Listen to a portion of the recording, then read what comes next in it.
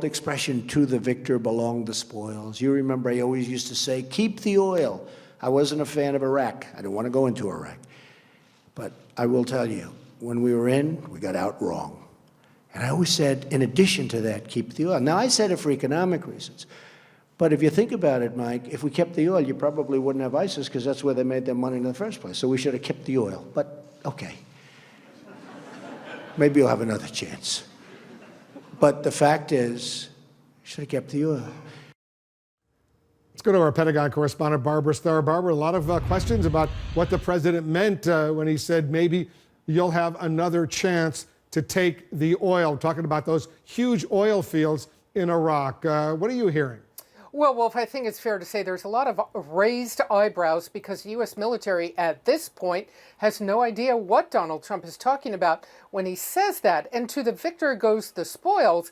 That's called pillaging, and that is something the U.S. military does not do. It's against military law. It's against international law.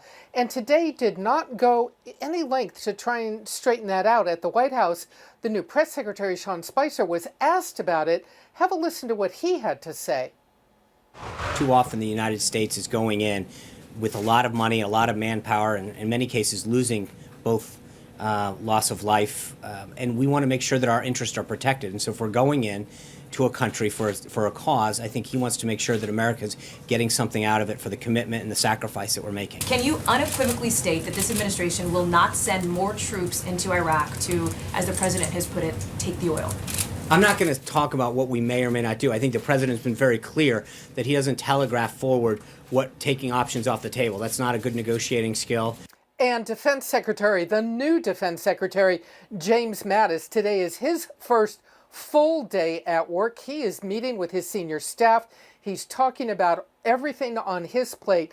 And I can tell you, I think wholesale, the opinion is James Mattis is not going to endorse taking the oil. Secretary Mattis already beginning to stake out some very independent positions.